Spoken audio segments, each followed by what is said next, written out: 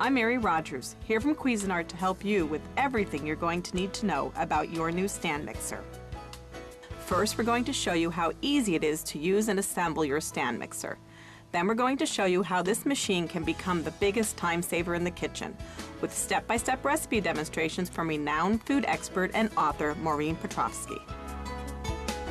She will show you how you can use your stand mixer to make anything from buttermilk blueberry crumb cake and meatloaf with mushrooms to mile-high lemon meringue pie and even a quick and easy goat cheese and garlic roasted mashers. We'll show you how simple and easy it's going to be to make French bread, chocolate macadamia cookies, and a classic tiramisu. Before we do that, I'm going to show you how to unpack your stand mixer, review all the parts, and then show you how to put it together. Always take time to read the detailed instructions that are included in your recipe and instruction guide. This is a great reference, so keep it in a convenient place as you'll want to refer to it often. All of the recipes that Maureen demonstrates will be found in this guide. So let's start by reviewing all the parts of your new stand mixer. Begin by removing all the parts from the box. Start with the motor base. It houses a powerful motor that won't bog down, even when mixing heavy dough. Now let me show you all the different control features this machine has. They feature on, off, and fold, plus a special 15-minute countdown timer that features minutes and seconds. They operate with the touch of a fingertip. You can operate the mixer at 12 different speed settings. Just twist the knob of this variable speed control to change from one speed to another. The stainless steel mixing bowl is extremely durable and is resistant to both hot and cold temperatures. It is highly polished on the exterior and brushed on the interior. Notice that it has two handles so that you can easily twist and lift off the bowl from the mixer base. Here's another great feature. This is your splash guard. Use it to keep any splatters confined to the mixing bowl. You can also use it to add ingredients while mixing. See this hole? Just use it to guide your ingredients into the mixer. Now I'm going to show you all the mixing tools that you have to work with. Each one gives you different food preparation options. Here's the flat mixing paddle. It's terrific for mixing ingredients for things like meatloaf, cookies, cupcakes, and frosting. It's the best tool to use when creaming eggs and sugar, making pie crust, cream puffs, and biscuits. This is your dough hook. It makes quick work of kneading sweet and yeast-based dough like pizza and brioche, plus coffee cake and French bread. And the great thing about these tools is their non-stick coating. It prevents food from sticking to it. You'll find that this will make cleanup easy. The final tool I want to show you is your chef's whisk. It is indispensable when whipping many foods because it automatically aerates ingredients like meringue, cream, and even mashed potatoes. Let me show you how to assemble your new stand mixer. Before you put the bowl on the base, take a special note of the bowl pad. This pad needs to be put in place prior to mounting your bowl. Its purpose is to make it easier to remove the bowl after you use it to mix. On other similar type products, the bowl tends to tighten with use and is very difficult to remove. Next, release the mixer head by lifting the latch and pulling the head up until it locks into place. Place the mixing bowl on the base by lining up the groove with the bottom of the bowl. Then, just turn it clockwise until it stops. You'll feel it tighten when it's in place. Let me show you that again. Now, take your splash guard and mount it on the mixer.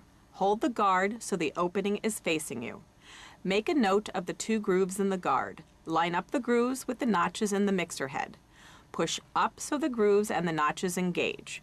When you want to remove the guard, just pull down and it will release. The next step is to choose what mixing tool you want to use. Attach the mixing tool by taking it and lining up the two posts, slightly pushing it up and twisting it counterclockwise to lock it into place while the mixing head is in the upright position. Each of the tools goes onto the mixer in the same manner. Never attempt to change the tools while your mixer is on or plugged in. Never attempt to lift the mixing head while the unit is operating. Now, release the latch again by pulling up so that you can put the mixing head in the operating position. Now remember, the best news of all is that your removable parts are dishwasher safe. Now that you know how to put your stand mixer together, it's ready to go to work for you. Just plug it into an electrical outlet. There are two ways to turn it on. The on button allows the machine to run continuously. The second way is the fold button, a great feature which allows you to gently fold in your ingredients and prevents overmixing. This is often important in baking. Just press the fold button once and the tool goes around 1.5 turns. Or you can press the fold button and hold it down. Then, when you lift your finger off the button, the machine immediately stops. Here's another great feature that allows you to control your mixing. By pressing the on-off button in increments of 1 second or less, you can create bursts of turns similar to the action of pulsing. This is especially useful for foods that don't require a lot of mixing. On the other hand, the 15-minute countdown timer is essential when it comes to lengthy mixing, kneading, and whipping. To activate the timer, press and hold the minute button until it begins to flash. Release the button and tap it until it reaches the number of minutes you wish to mix. While the time display is still flashing, you can then set the seconds button. If the display stops flashing before you enter the seconds, just hold down the seconds button until the display flashes and you can now enter the seconds. You can also pause the timer during mixing by pressing the on-off button once. The display will flash the time that is left to mix. Then to resume mixing, press the on-off button once. This feature is very useful when you want to stop and add ingredients or just check on what you're mixing. To reset the timer to 0, just press and hold both buttons at the same time. Or, if the mixer is on, just press the on-off button and hold it for 2 seconds and the mixer will stop running and it will reset to 0. To set the speed of your mixer, just turn the variable speed knob clockwise. The round dot indicates what speed you're mixing at. Your stand mixer has a slow start feature that gradually builds speed up to the number you choose so that whatever you're mixing doesn't splatter all over. You will know that this is functioning by the sound of the motor, which gradually speeds up. I hope I've given you lots of great ideas on how to get the most from your Cuisinart stand mixer. But don't go away, because we have exciting recipe demonstrations by author and food expert Maureen Petrovsky. Enjoy your new stand mixer, and don't forget to try some recipes in our booklet.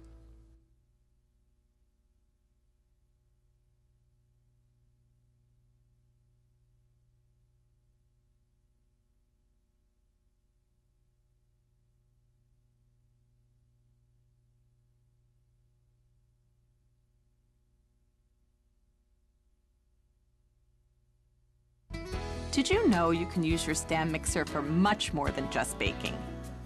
We have made numerous accessory attachments available so that you can use your mixer for many food preparation techniques.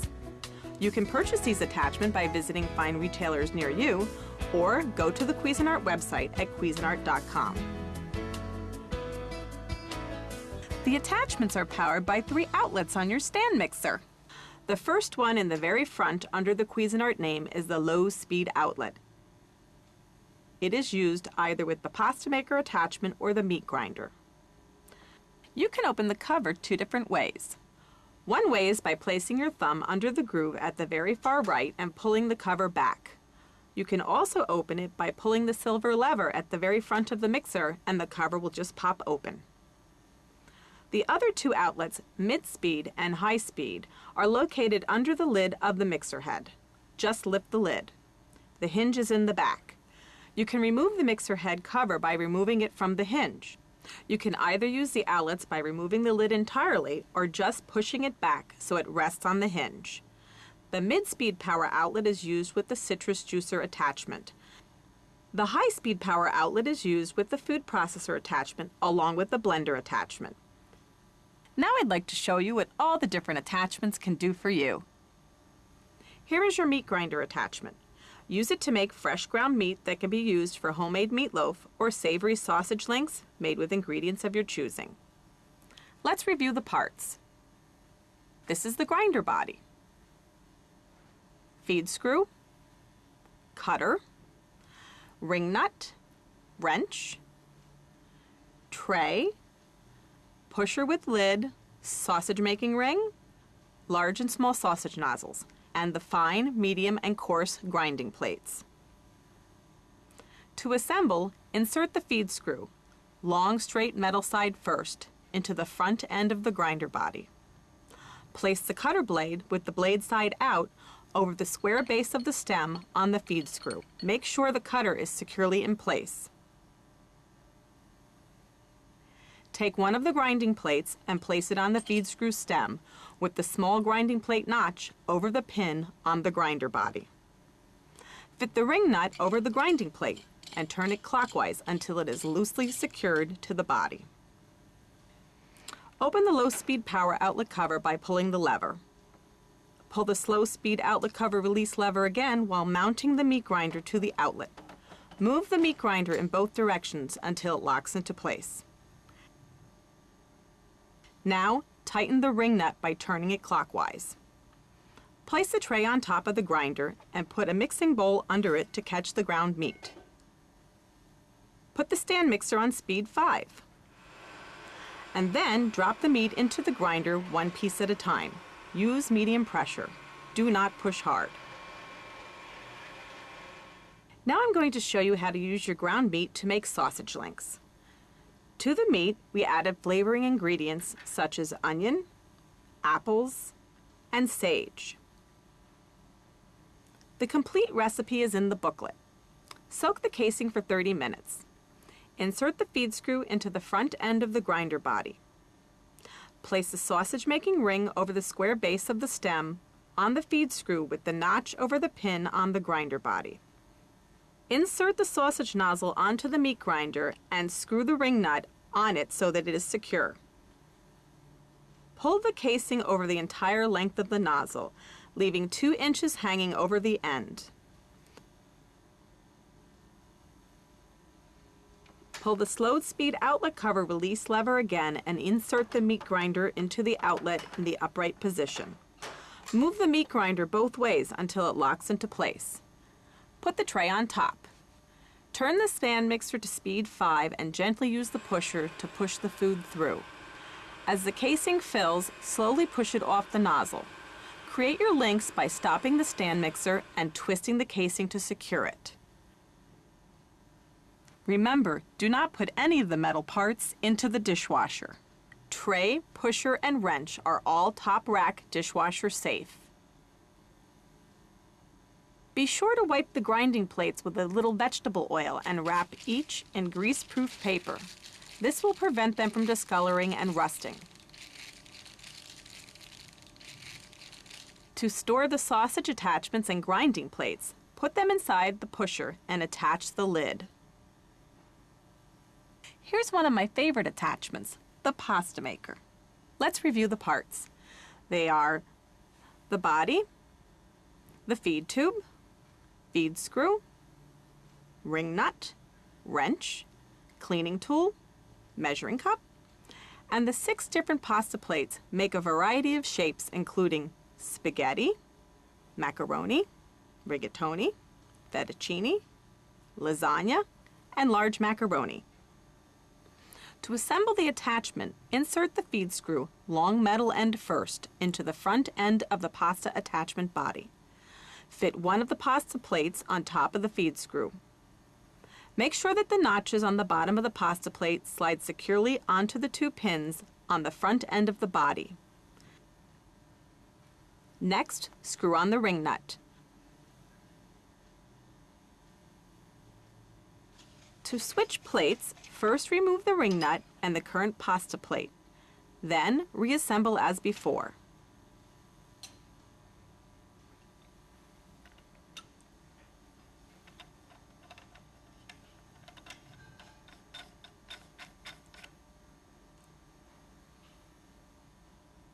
Now open the slow speed outlet cover. Pull on the slow speed outlet lever and insert the pasta maker so it's facing you. Turn the stand mixer to speed 4. Now, here we have some pasta dough that was made by using the stand mixer. The recipe is in the booklet. Drop the small pieces of dough into the feed tube, one at a time. Make sure the pieces are the size of a grape. Gently push the dough into the feed tube, a piece at a time. If necessary, push the dough further down the feed tube using the handle of the wrench.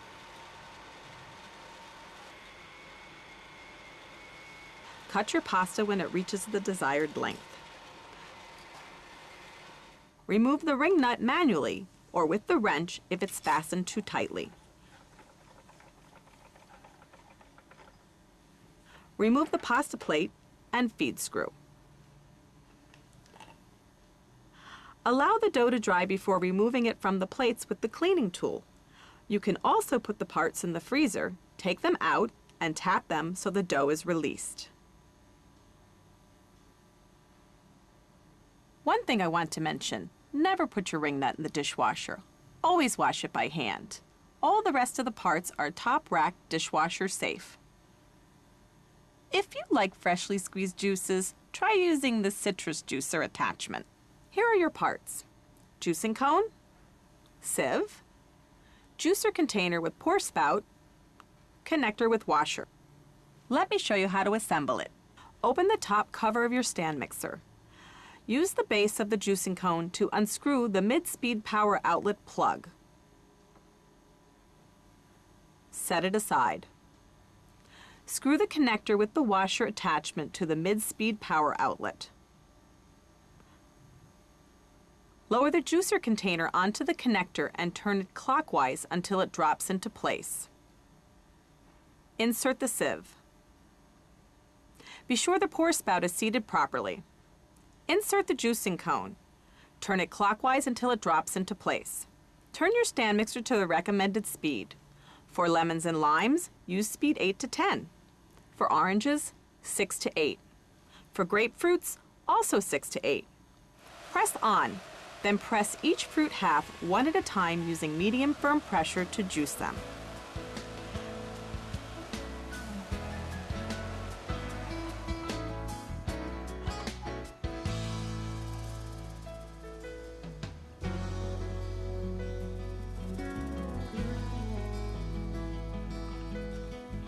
After serving, refit the juicer bowl onto the connector.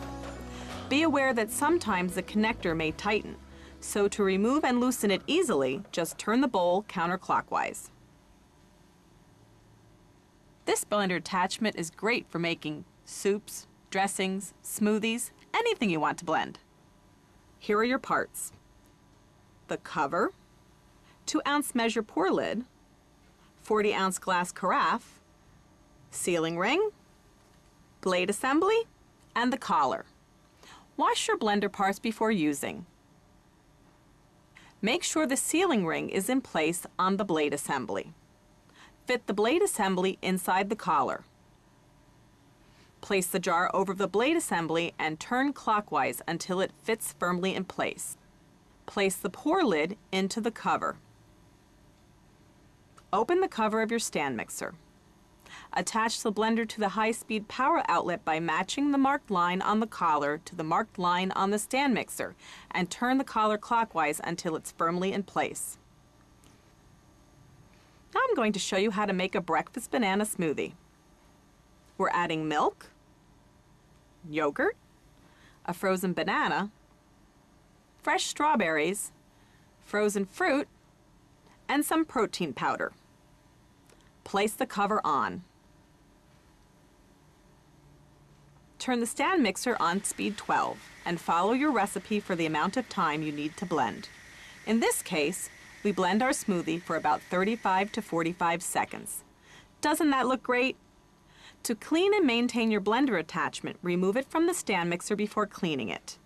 The blade assembly, collar, and sealing ring should be washed with hot soapy water. The jar, pour lid, and cover can go on the top rack of your dishwasher.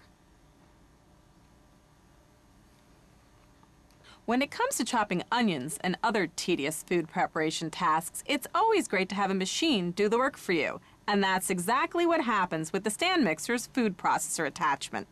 The parts of your food processor attachment are the food pusher, the stainless steel reversible slicing and shredding disc, the work bowl cover with feed tube, the work bowl, the stainless steel chopping blade, adapter stem, and gear collar. Take the work bowl handle in one hand and the gear collar in another. Twist the work bowl clockwise onto the collar. To use the chopping blade, just place it in the bowl. Always hold the chopping blade by the hub. To use the reversible slicing and shredding disc, place the adapter stem in the bowl and put the disc on the top. Always hold the reversible disc by the outer rims only.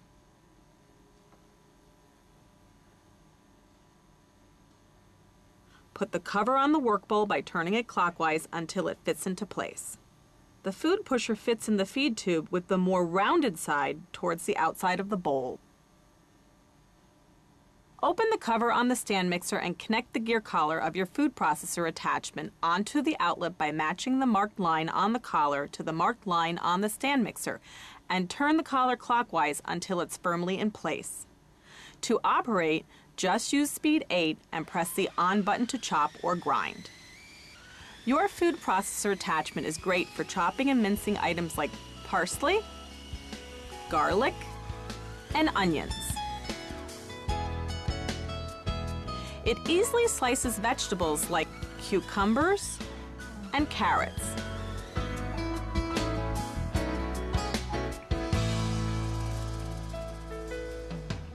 You can even shred cheese. Use the pusher to feed the food through the tube. Before you remove your attachments, make sure the stand mixer is off and the blade or disc has stopped spinning. And never immerse the collar in water. Just wipe it clean with a damp cloth. All of the other parts are top shelf dishwasher safe.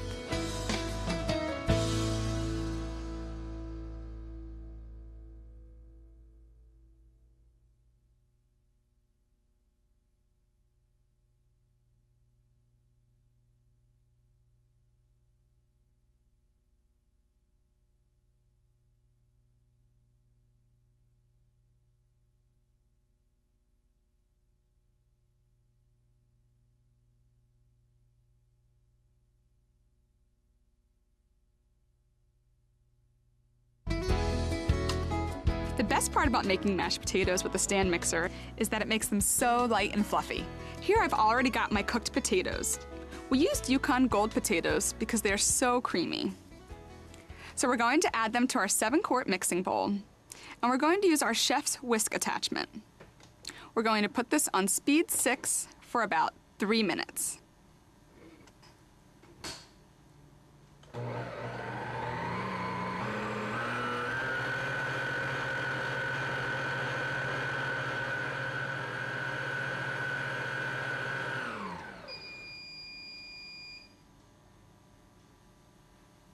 Now we're going to turn this on speed 3 and add the rest of our flavoring ingredients. First we have the goat cheese, which is going to give our potatoes a nice tang.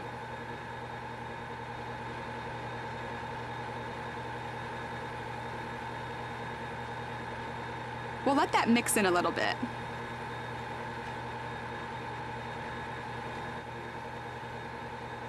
And next is our unsalted butter.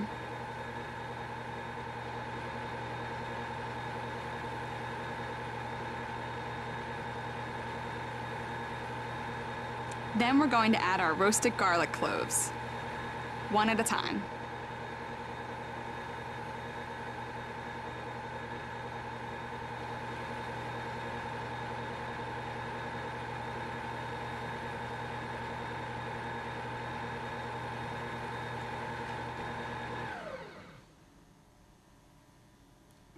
Okay, these look great and they smell great too. So they're ready to serve.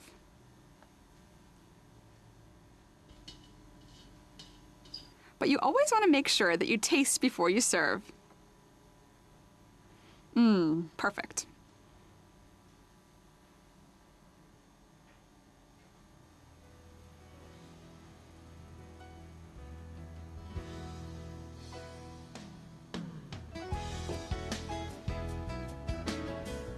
And finally, we're just going to top these with some fresh parsley. And we've got that roasted garlic, that tangy goat cheese, and those creamy Yukon Gold potatoes. And there you have it, just like we promised, light and fluffy mashed potatoes.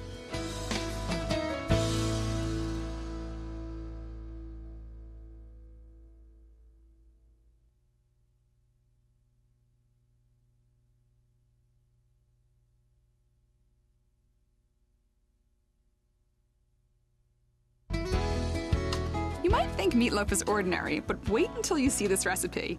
We've got 3 different kinds of meat, beef, veal, and pork, for a delicious flavor and texture. And we're also going to be making a vegetable mixture that adds wonderful flavors and aromas to our meatloaf. Let me show you. Okay, I have my sauté pan over medium heat, and I'm going to add my olive oil.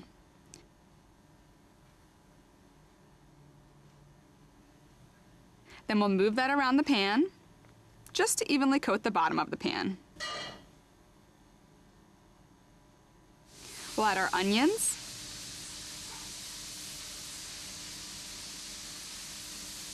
Give them a stir.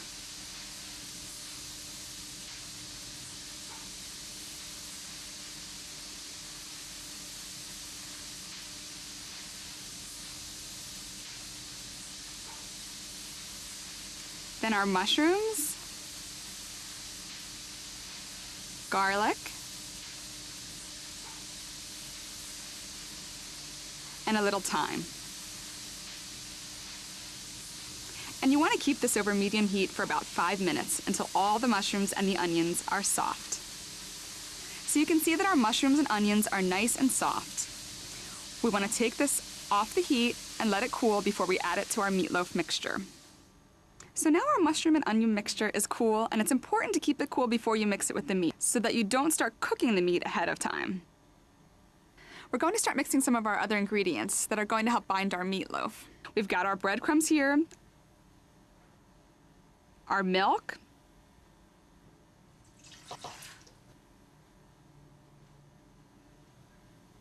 our eggs,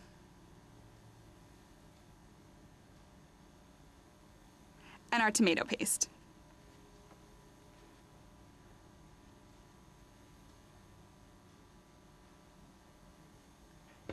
So now we want to set the mixer to speed 3 for 30 seconds.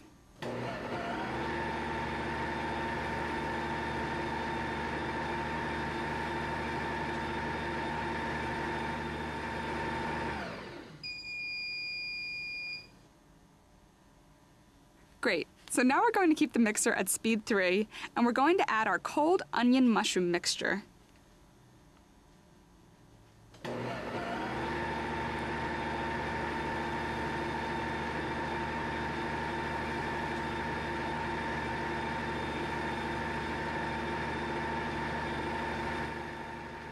And then we're going to start adding our meats, one at a time.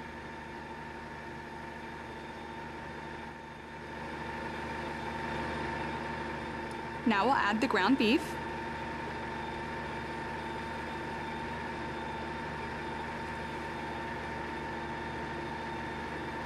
the veal,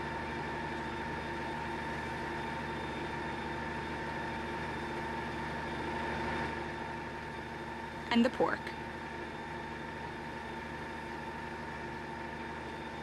Now we're going to add the parsley,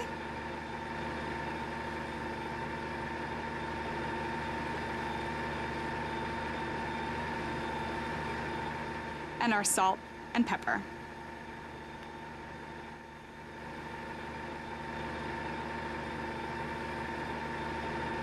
We'll let this run for about 45 seconds until all of our ingredients are evenly incorporated and combined.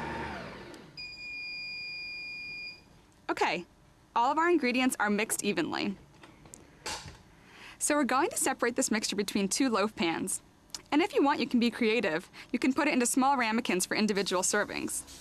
First, I'm going to spray these with a little vegetable spray, just to help it keep from sticking.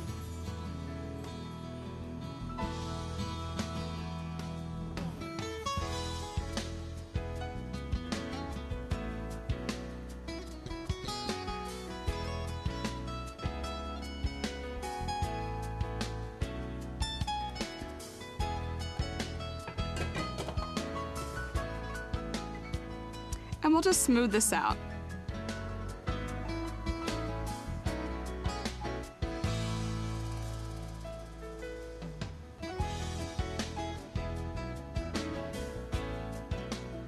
You want to bake these in a preheated 375-degree oven for about an hour. And here is our finished meatloaf. This meatloaf is anything but ordinary with those 3 different types of meat and that wonderful vegetable mixture. And you know, meatloaf never goes out of style.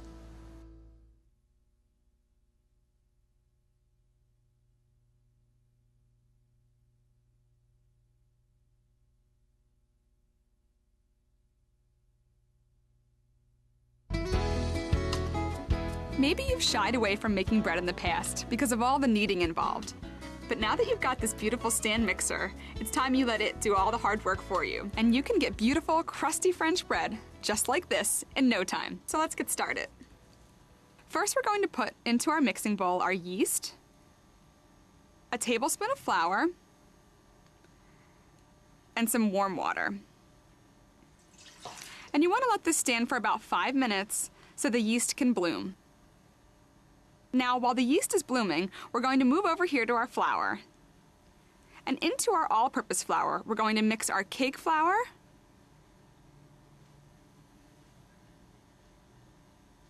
our wheat germ, and our sea salt. Now you want to combine this mixture evenly.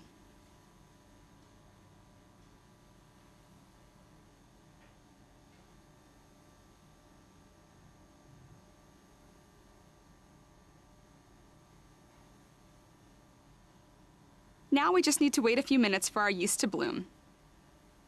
Now that our yeast has bloomed, we can add our flour mixture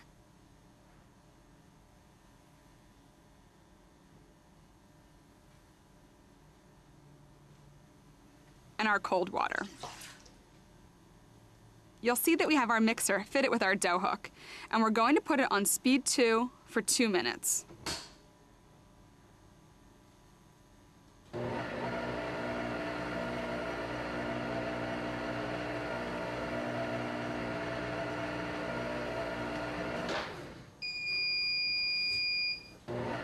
Okay, this is our remaining flour, and we're going to add it a tablespoon at a time until our dough comes together into a ball around our dough hook.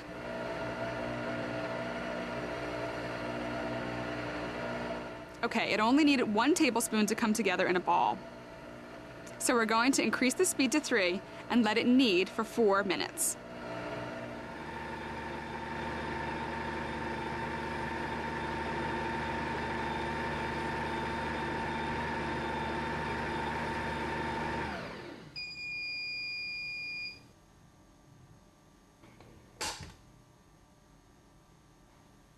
Great, our dough looks perfect, and we're going to place it into a bowl that we'll cover with plastic.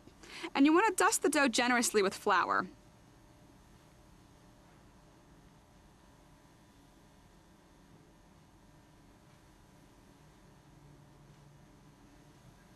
And now we'll cover this.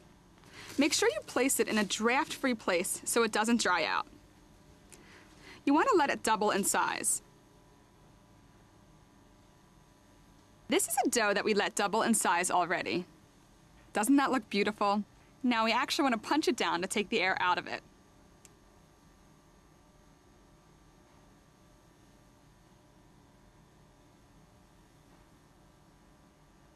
I'd like to show you how to form it into a loaf shape right now. So I'm just going to take a handful out, then flour my work surface, and begin kneading.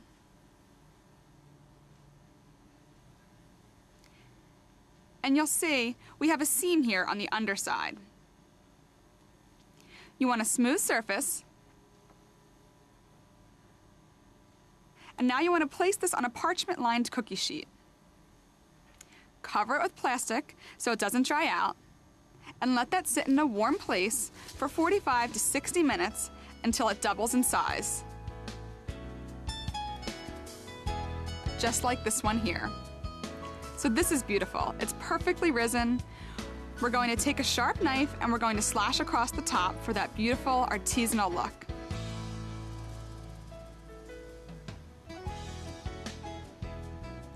You want to lightly dust your risen bread with some flour. And now you want to place it in a preheated 425-degree oven for 25 to 30 minutes. And look at what you get. Perfectly baked, crusty French bread. And your mixer did all the work for you.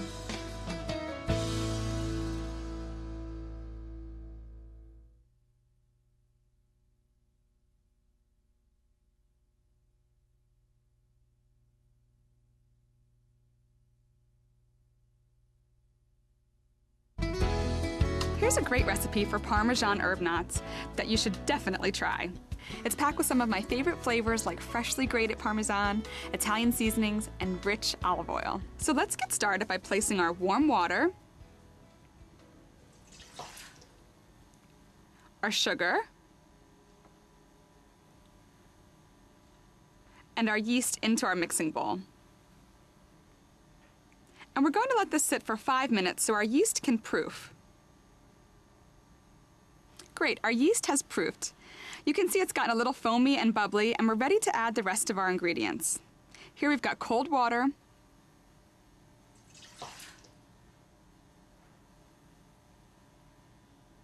powdered milk, potato flakes, olive oil, and salt. And this is our flour.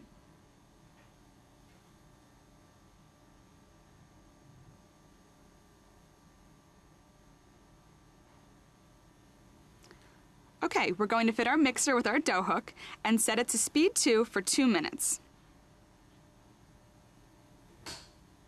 You'll see we have our splash guard on because we have a lot of ingredients in this mixing bowl and we want to keep the mess off the countertop.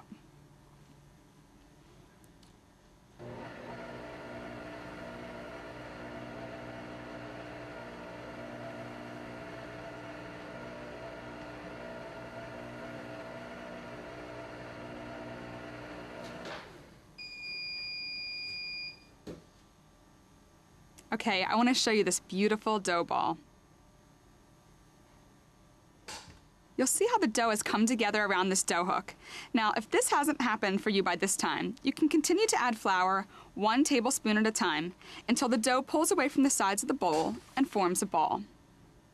Now I'm going to add the Parmesan cheese,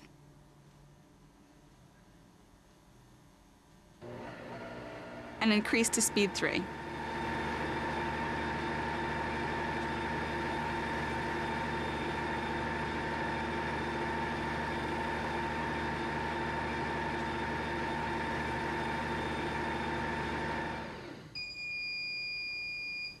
Okay, our dough looks great.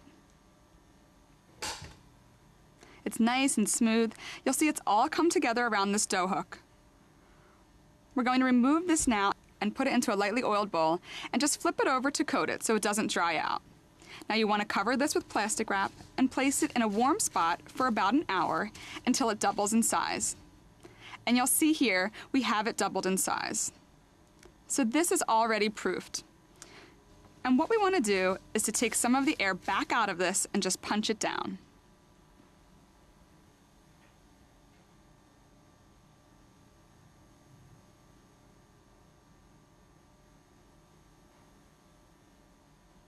Okay, so once you've deflated or punched down your dough, you can start to make your knots.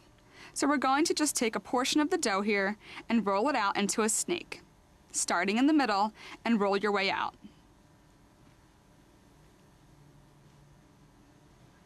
Okay, once it's about 12 inches, you take the knot, put one end under and one end over. And we're going to place these onto a parchment-lined cookie sheet. And these need to rise for about an hour. You see here we have some that have already proofed. And now for the crowning touch.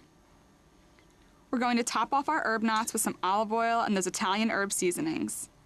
So I'm just mixing them together in a bowl. Then we'll use a pastry brush to lightly coat the tops of our knots.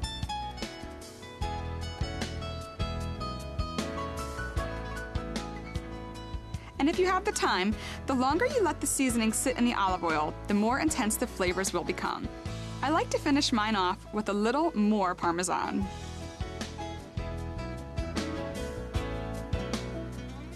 You want to bake these in a 350-degree oven for 15 to 18 minutes. And we have some that have already baked. Don't they look wonderful? And they're packed with all those delicious flavors of the freshly grated Parmesan and the Italian seasonings. I promise once you taste these, you're going to want to bake them over and over again.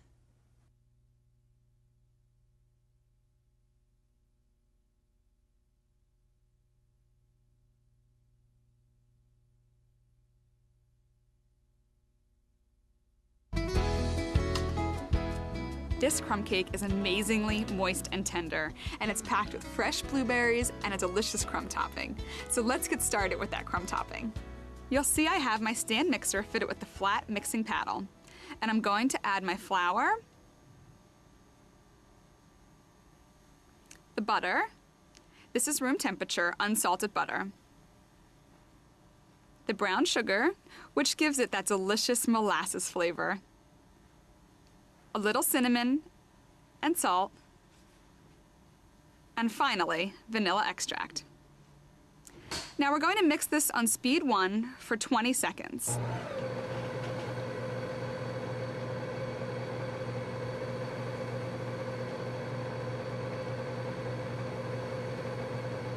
Now I'm going to change it to speed 3 for about a minute.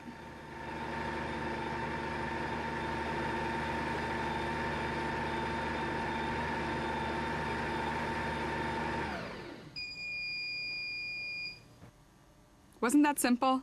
Now we're just going to remove this and put it to the side. You can see that we've got large crumbs here, and if they're too large, you can break them up with your hands. Now, if you're going to wait a while before you make your cake mixture, you want to place this into the refrigerator. But since we're moving right along, we're just going to put it to the side.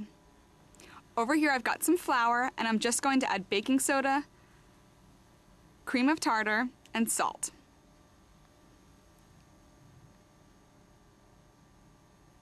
And then we're just going to leave this to the side and start with the remainder of the buttermilk base. We're going to add our butter,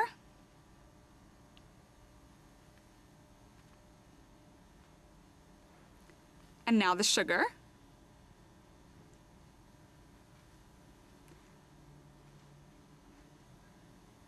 and we're going to cream this together on speed 1 for 30 seconds.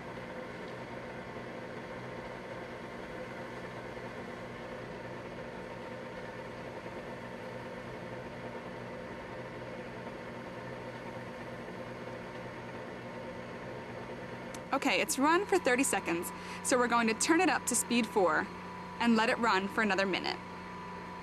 Now it's nice and light and fluffy, so we're going to turn the mixer down to speed 2 and add our eggs one at a time.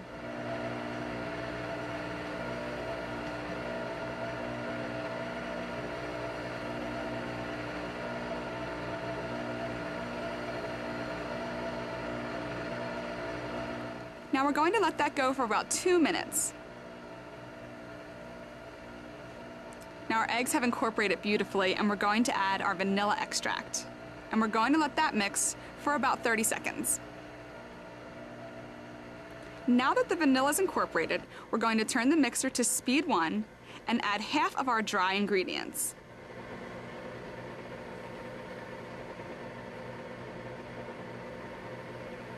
Let that incorporate, and we're going to add half of our buttermilk.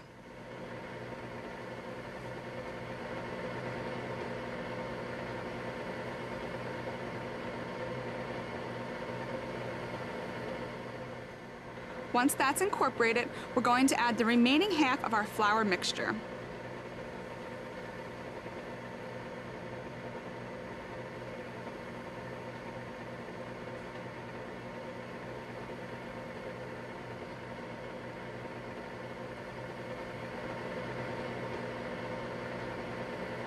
And finally, the rest of our buttermilk.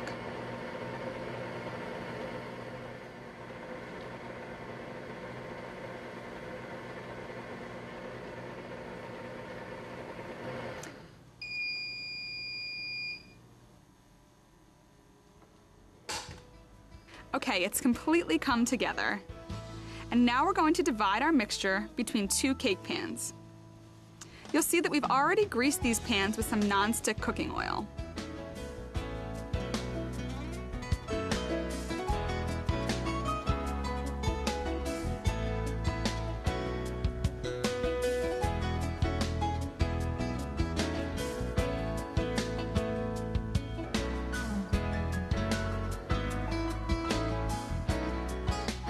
Now you want to smooth this out evenly using your spatula.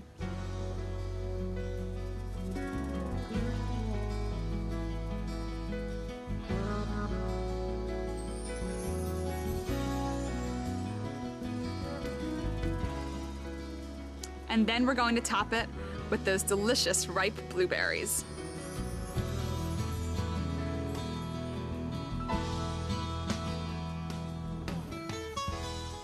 Again, we're dividing the blueberries with half going into each pan. Just gently push the blueberries into the batter. And now it's time for that delicious crumb topping.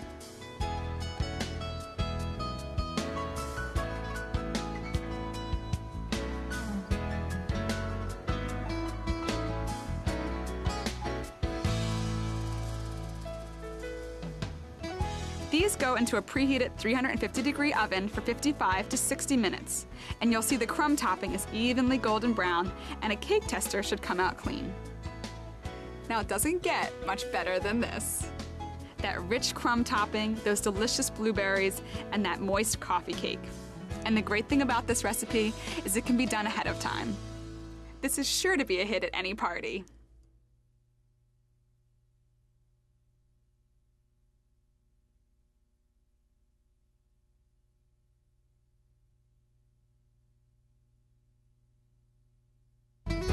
Look at all of these cookies. Can you believe that we made them in just one batch in the 7-quart mixing bowl? They're packed with 3 different kinds of chocolate, milk, semi-sweet, and white, and my favorite, toasted macadamia nuts. So let's get started. Here we've got our flour in a mixing bowl, and we're going to add to that our salt and our baking soda. So we're just going to put this to the side and move to our mixer, which we have fitted with the flat mixing paddle, so we can cream our butter. Now this butter is at room temperature, and it's unsalted butter. We're going to put that into the mixer at speed 2 for about 10 seconds.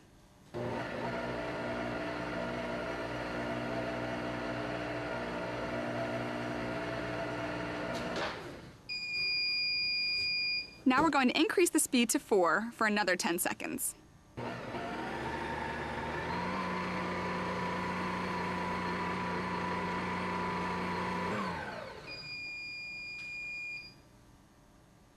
Okay, it's time to scrape the paddle and the bowl so that all the butter that's stuck to the sides comes to the center before we add our 2 sugars.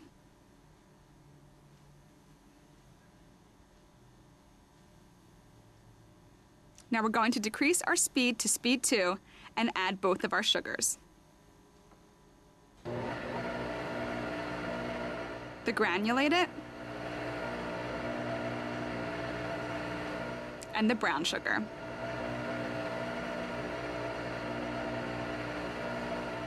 Now increase to speed 4 and allow it to go for about 20 more seconds.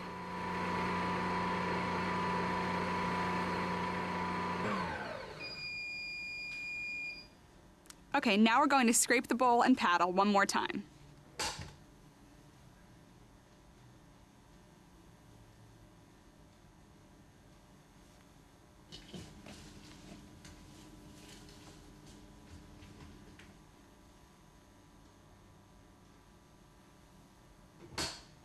Then we're going to add our eggs on speed 2, one at a time, then crank it up to speed 4 until they're fully incorporated.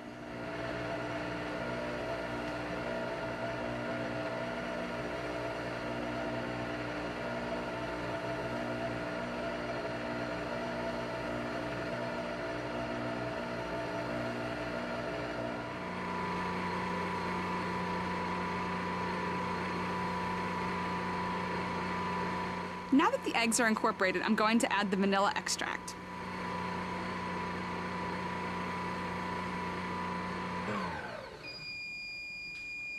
And once we've got that into our mixture, we're going to scrape our bowl and paddle one more time. It's important to scrape so that everything is evenly distributed and all the ingredients are incorporated. Now the bowl is completely scraped down and we're going to turn the mixer to speed 1 and add our flour in 2 parts. Speed 1 is the lowest speed of the mixer, but it prevents the flour from blowing out of the bowl when you're adding it. So it's very important to add your flour in 2 parts at a low speed.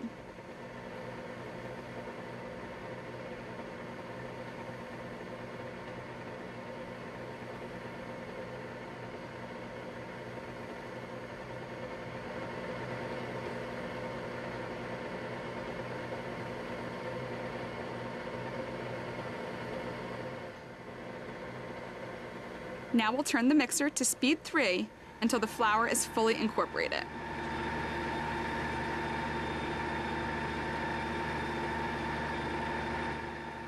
So now that the dry ingredients are incorporated, we're going to lower the mixer to speed 2. And now we'll add our chocolate and our nuts. Here's the milk chocolate and the white chocolate. And this is the semi-sweet chocolate chunks. And here are those delicious toasted macadamia nuts. Now we'll set the timer for 20 seconds.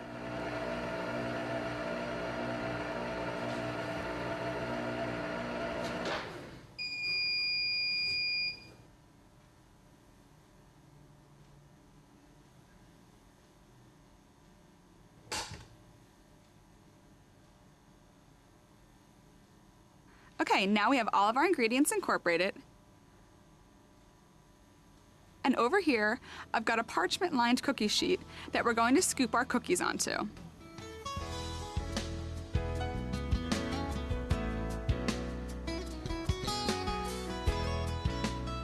I'm using an ice cream scoop so that all the cookies are the same size and will bake evenly.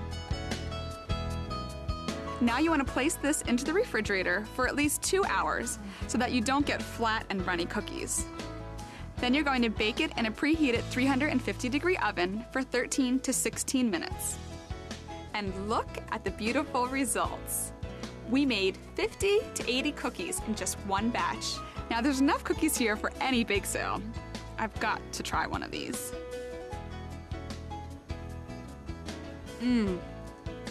They're moist on the inside and crispy on the outside, and all that wonderful chocolate and those toasted macadamia nuts, these are to die for.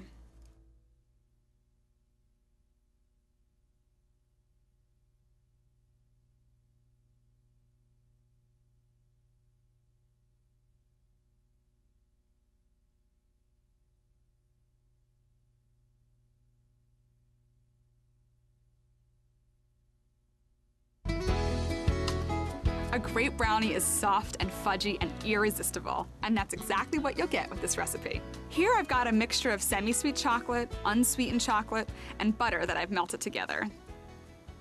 Let's start with our flour. We're going to mix in our baking powder and our salt, and just keep that to the side while we move over to our stand mixer. I've got this fitted with the flat mixing paddle, and I'm going to add our eggs, our white sugar, and our brown sugar. Now I'll put the mixer on speed 1 for 30 seconds.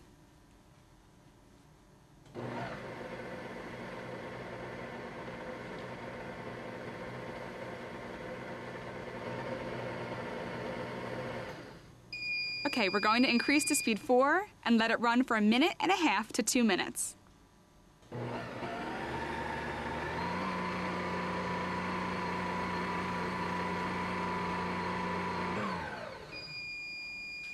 So now we're going to reduce the mixer to speed 1 and add our melted chocolate and butter mixture and our vanilla.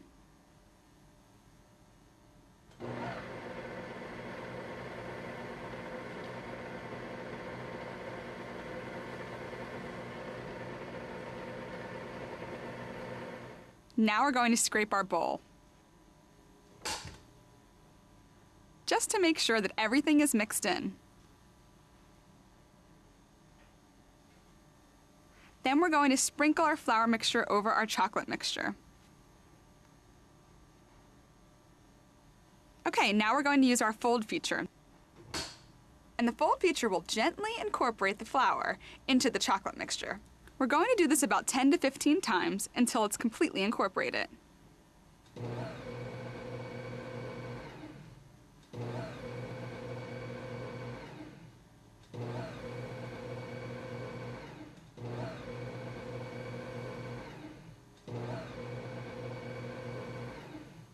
Now we're ready to add the chocolate morsels and the nuts. And we're going to use the fold feature one more time.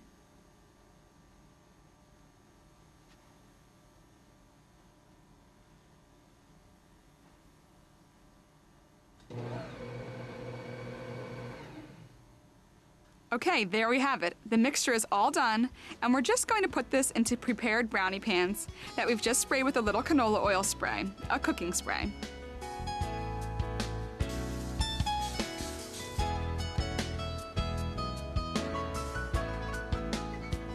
Now you want to evenly distribute this among 3 pans.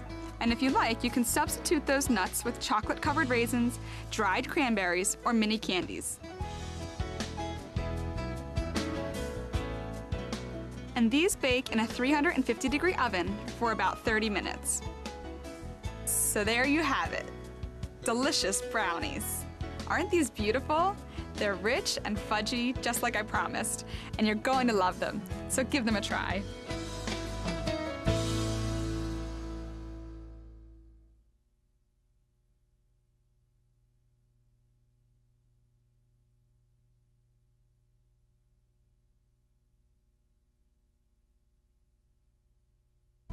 The only way to get a picture-perfect, mile-high lemon meringue pie is to know the proper way to whip your egg whites. And the best way to achieve that is with your stand mixer. But first, we're going to get started with our lemon pie filling. So let's head to the stovetop. Okay, in a saucepan, we're going to combine our sugar and our flour.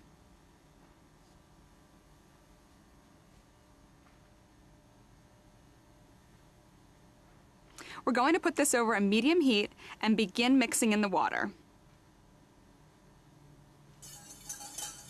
You need to constantly stir this over a medium heat until it becomes thick, for about 2 minutes. So now you see our mixture has begun to foam up and thicken, so we're ready to temper our egg yolks.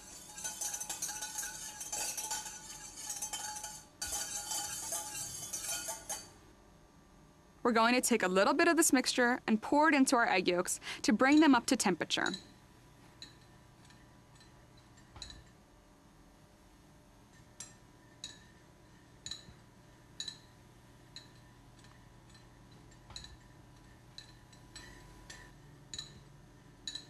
And now we'll add this back to the pot.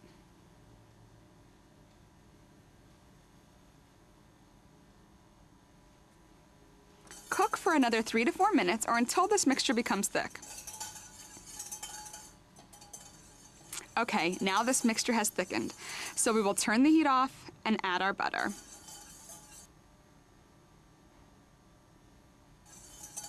Let that melt into the mixture, and once it's melted in, we'll add our lemon juice.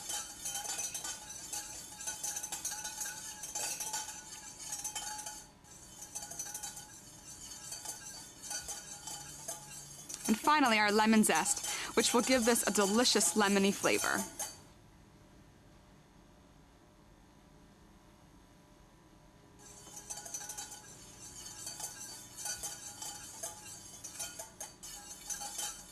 Okay, now we want to keep our lemon pie filling to the side, but we want to keep it hot, so we're going to cover it. And the next step we're going to do is mix our cornstarch into very hot or boiling water.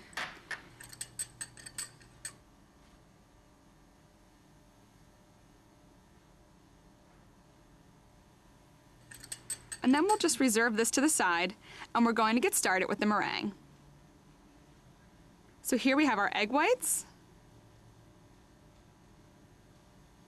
our sugar, our water, and the cream of tartar.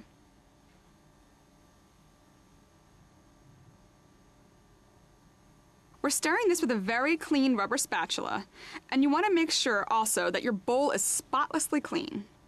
That's part of the key to making a successful meringue. Then we're going to take this and place it over top of a pot with about 2 inches of boiling water. We're going to stir this mixture continuously until it reaches a temperature of about 160 degrees.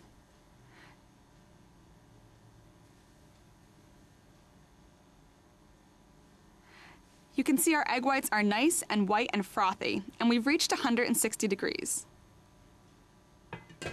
Now we're placing our mixing bowl back onto our mixer, fitted with a chef's whisk attachment. We're going to set this at speed 3 for about a minute and add back in our cornstarch mixture. You want to give your cornstarch mixture a quick mix before you start to add it.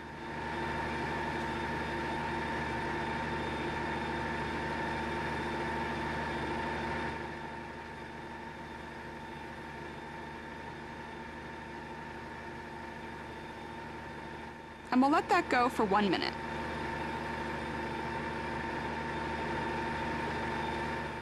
Okay, it's been a minute, so we're going to increase the speed to 10 and slowly add our sugar.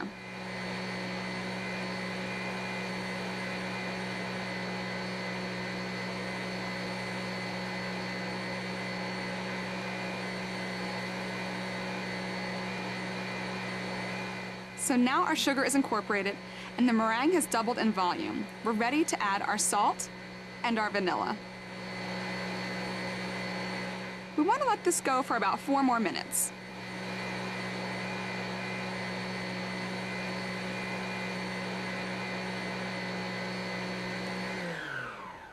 Let me show you this beautiful meringue. It's almost tripled in volume and it's nice and glossy with firm peaks. So we're ready to start assembling our pie. We're going to put our warm lemon filling into a pre-baked pie shell. You can find a great recipe for a flaky pie crust in your recipe booklet.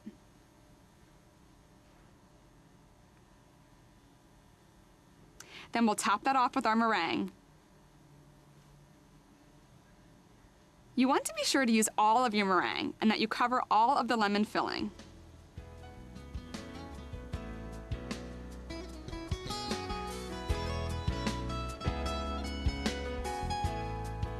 Now you can be fancy if you like, make swirls here or peaks to get that beautiful toasted meringue.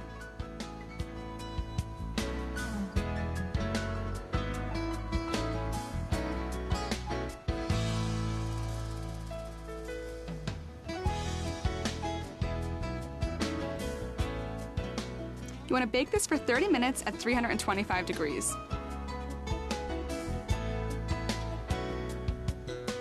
And here we have a beautiful, picture-perfect, mile-high lemon meringue pie that you can definitely be proud of.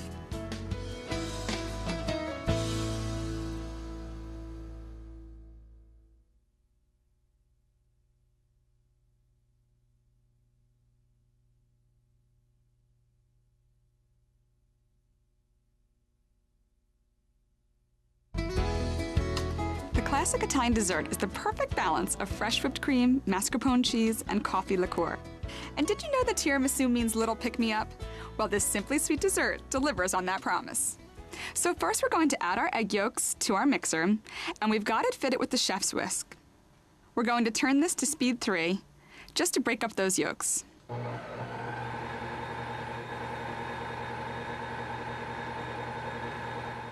Now for the sugar.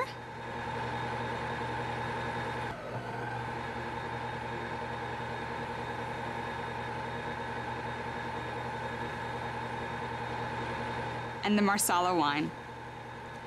You can also use champagne or any other dry white wine.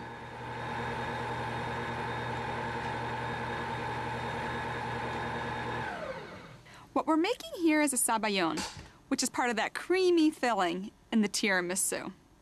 We want to take this mixture and place it over a pot of simmering water and whisk continuously until we reach 165 degrees. So you want to make sure that it's just at a simmer and not a rolling boil. You don't want to actually scramble your egg yolks. You just want to cook them and bring them to 165 degrees. It's important to keep the whisk moving constantly so that you don't cook your eggs and they heat evenly. You'll notice when your egg yolks start to get lighter and start to increase in volume that they're getting close to your ideal temperature. You'll see now that the mixture is lighter in color, it's gotten thicker, and increased in volume. And more importantly, you'll see how it ribbons on top of itself. You'll know that you're at your ideal temperature now of 165 degrees. The next step is we're going to place this back on our stand mixer, fit it with the chef's whisk, and mix on speed 8 until it's cool.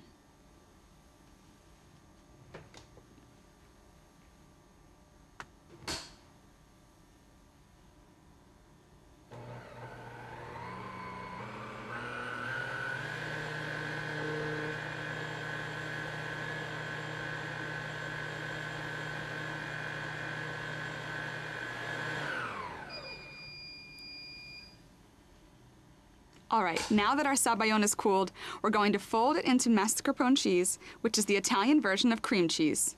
We want to do this in 3 parts so it incorporates evenly. I'm going to move the mascarpone around the bowl a little bit just to soften it and so it accepts the sabayon easily.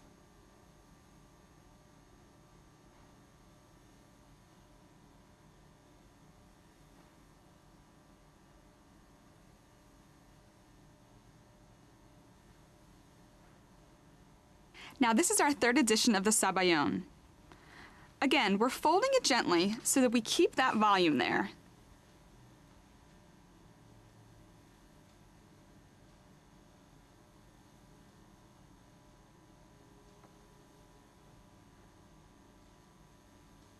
And next we're going to whip our cream and Kahlua.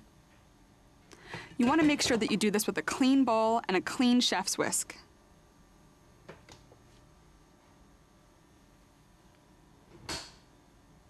I'm going to add the cream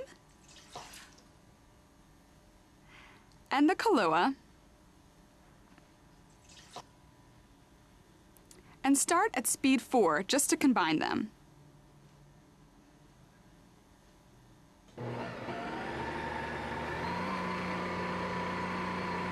Then we're going to kick it up to speed 7 for about 3 or 4 minutes until they form soft peaks.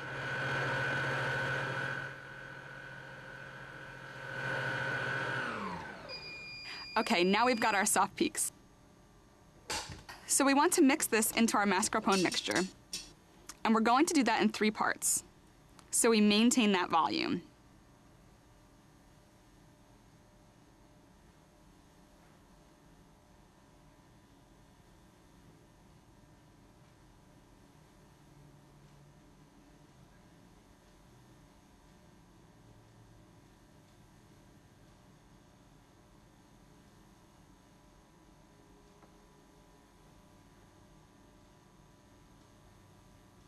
So here's our 3rd and final addition of our whipped cream to our mascarpone.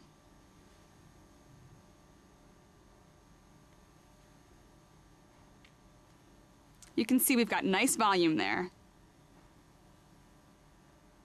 So now we've got all of our ingredients incorporated, and our creamy filling for the tiramisu is ready.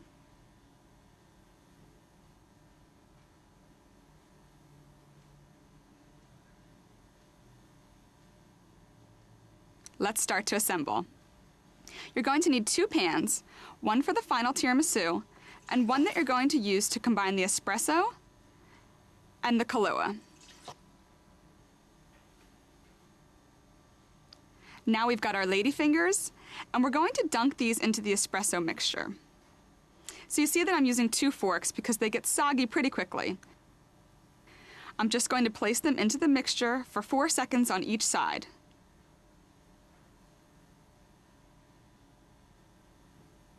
And then we'll start forming a single layer of the dipped ladyfingers.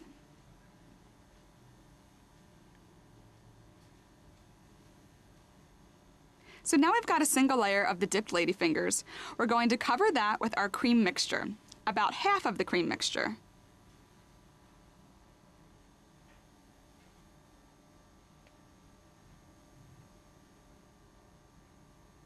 Then we want to smooth this out evenly to cover up our ladyfingers.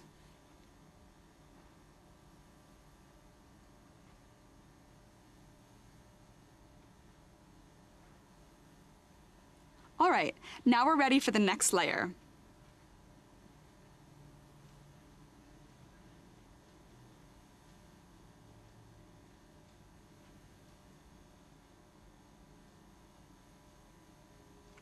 And now we finished our second layer of ladyfingers, so we're going to top that with the remaining cream mixture.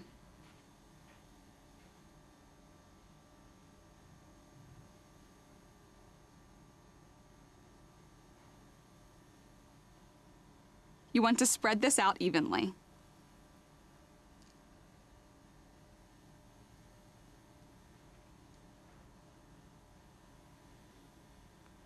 Now we're going to place this into the refrigerator for about 6 hours. And over here I've got one that's already chilled. So we're going to top this off with cocoa powder. And if you like, you can use chocolate shavings. So we're just lightly sifting our cocoa powder to cover the top of our cream mixture.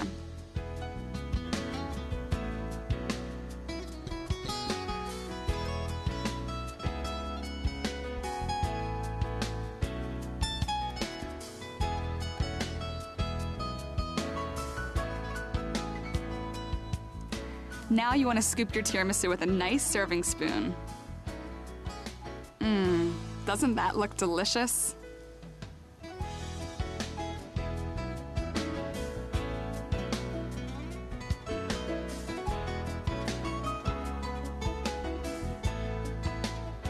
I'm always in search of the perfect tiramisu. And this is definitely it.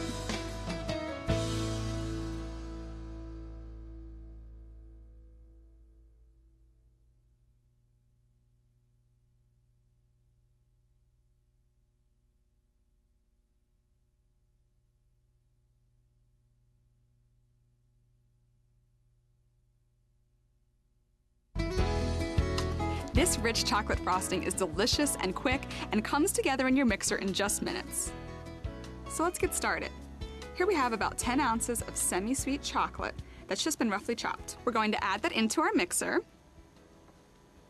And then along with that, we're going to add in 2 tablespoons of room temperature unsalted butter. Here I've got a cup of scalded heavy cream that I'm just going to pour over the top of the chocolate and butter.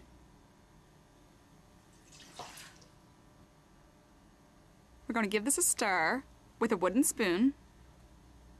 And you'll see the importance of having that room temperature butter so that it melts quickly. Once this comes together, you're going to let this sit for 5 minutes. So now that it's been sitting for 5 minutes, and you can see how beautifully the chocolate and butter and cream have all come together. So we're going to attach our chef's whisk.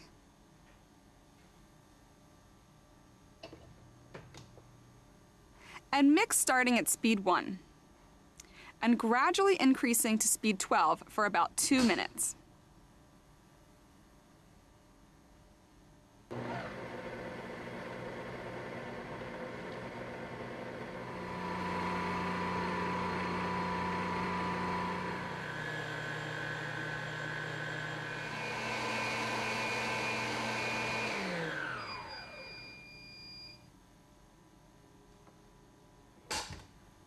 So that was 2 minutes, and it was so simple to get this rich, delicious frosting.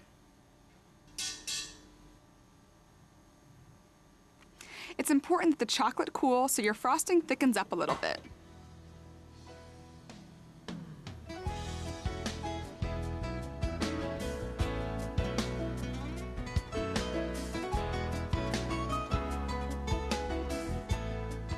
This makes about 2 cups of frosting, enough for 1 9-inch cake or batch of cupcakes. So look at how simple that was. Why would you buy store-bought canned frosting when you can have rich, delicious, homemade frosting in just minutes?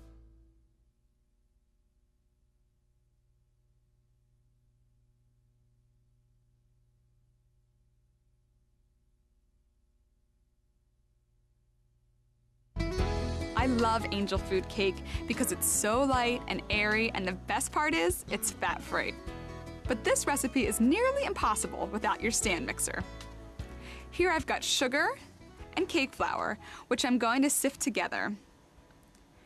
And the reason I'm sifting it is so that the ingredients can be combined evenly. That's getting all that air in there. That's part of the light and fluffy texture that we love about angel food cake. So here I've got some vanilla extract, some Kahlua, and some espresso powder that I'm just going to mix together, again, just to combine the ingredients evenly.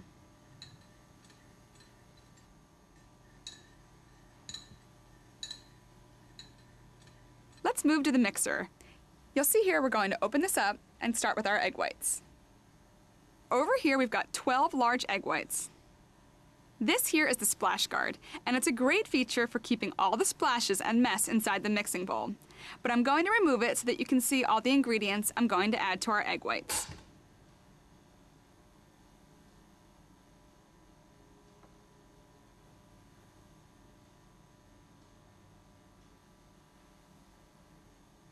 And now we're going to put on the chef's whisk and get started mixing. We're going to put this on speed 9 for 30 seconds and then stop.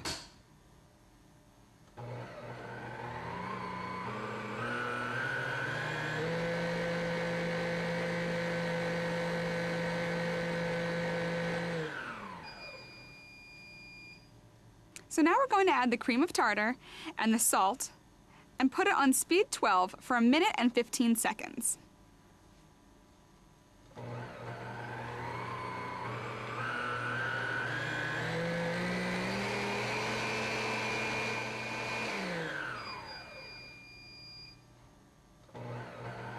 So next, we're going to add 3/4 cups of sugar and mix that on speed 12 for another 30 seconds until our peaks are firm and glossy.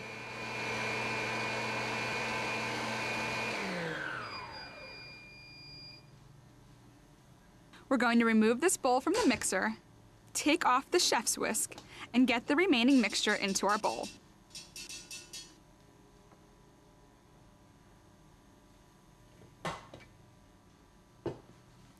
And then we're going to gently fold in the flour-sugar mixture that we already sifted. We'll break it into about thirds. So you can see those egg whites are firm and glossy, and you don't have to do any of the work yourself. The mixer tripled the size of those egg whites in just minutes. You want to be very gentle when you're folding because you want to keep all that aeration in the egg whites. And now for the last of the flour and sugar mixture. Once we get this evenly incorporated, we're going to add in the Kahlua mixture.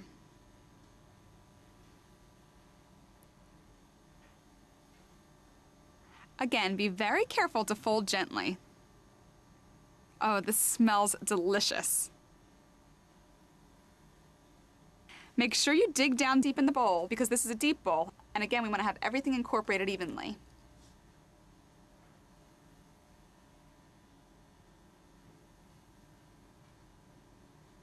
So we're going to add this to a 9-inch tube pan.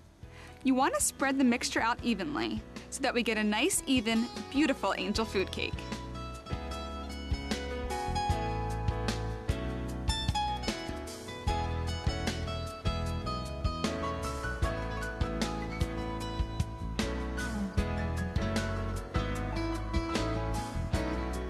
Use your spatula to gently and evenly smooth out the mixture. We're going to put this into a preheated 325-degree oven for 40 to 45 minutes. And look at the beautiful results. We've got a light and airy angel food cake that's the perfect guilt-free dessert option. And I couldn't have done it without my stand mixer.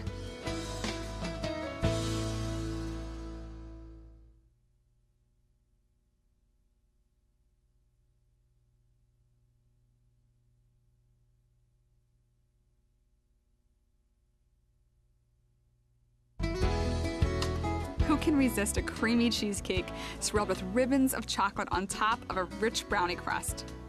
Now for this recipe, you want to make sure you have a spring-form pan as well as your stand mixer. So let's get started with our crust.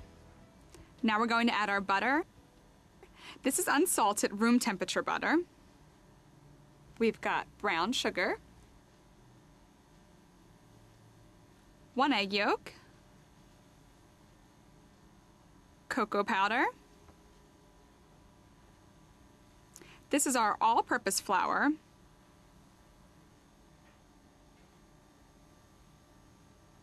And a little vanilla. Now we're going to turn our mixer to speed 2 for about 1.5 minutes.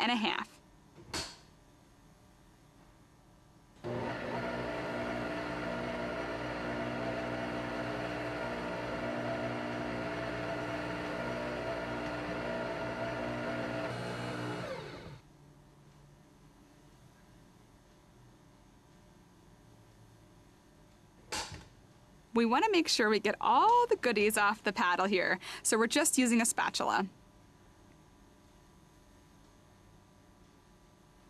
We want to put this into a prepared springform pan. We're just going to use a little non-stick cooking spray to coat all the sides. And we'll dump our mixture into there. You want to pat this down evenly, so it's about a 1/2 inch thick across the bottom and up the sides of your springform pan.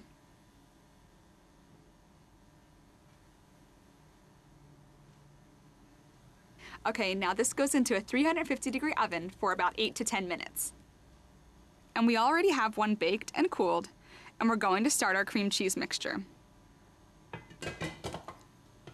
You want to fit the mixer with a flat mixing paddle, and we're going to cream our cream cheese.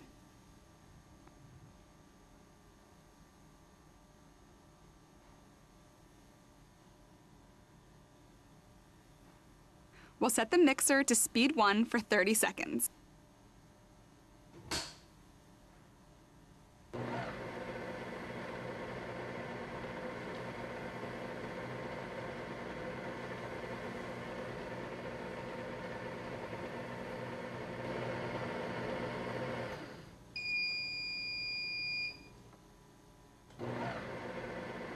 Now we're going to increase to speed 2 and add our sugar 1/4 cup at a time, and let the mixer run for about 30 seconds after each addition.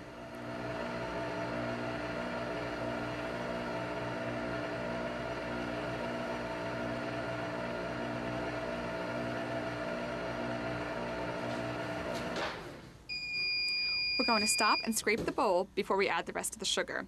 So far I've added about half the sugar.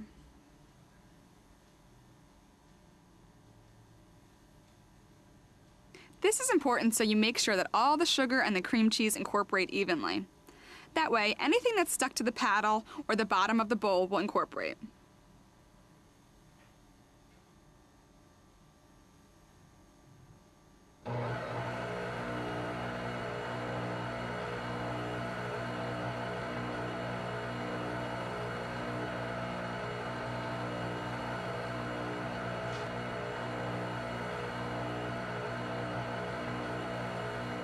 Okay, we're going to continue on speed 2, and we're going to add the eggs one at a time.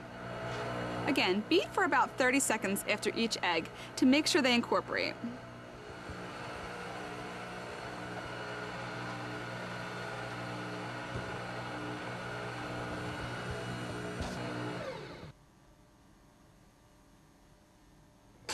We're going to stop and scrape the bowl again. This is important with a cheesecake because you don't want any clumps. You really want everything to mix evenly and smoothly to give you that rich creaminess. It's important that you add the eggs one at a time so that they incorporate evenly. If you were to add them all at one time, they could splash out of the bowl. You would have a lot of clumps and a mess of a cheesecake. Now we're adding our vanilla extract. Once your vanilla is in, you want to turn it down to speed 1 and let it run about a minute. Okay, now we're going to add this to our cooled crust, but we want to reserve about 2 cups into our mixing bowl.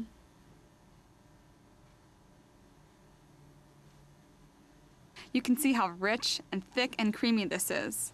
Smooth it out evenly.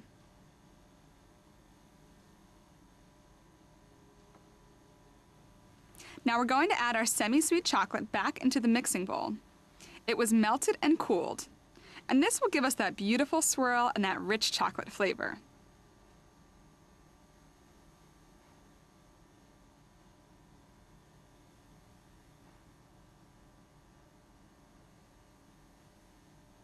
You don't have to completely incorporate this. We're going for a marbled look.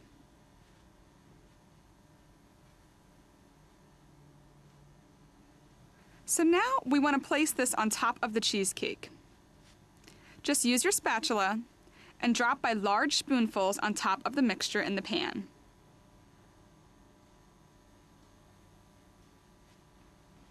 Now we're going to complete the marbling. You can use a knife or a spatula. You just want to swirl the chocolate mixture into the cream cheese mixture on the bottom. Now that we've finished the marbling, you want to place this into a roasting pan or a jelly roll pan so that we can create a water bath. To make a water bath, you just pour about 2 inches of water into your roasting pan. That way your crust won't burn before the cake finishes baking. Now you want to place this into a 350-degree oven for about an hour and 10 minutes. And isn't that gorgeous? It's like a piece of artwork with those beautiful swirls, and we simply just finished it with some fresh raspberries and mint leaves. I'd be proud to serve this at any dinner party.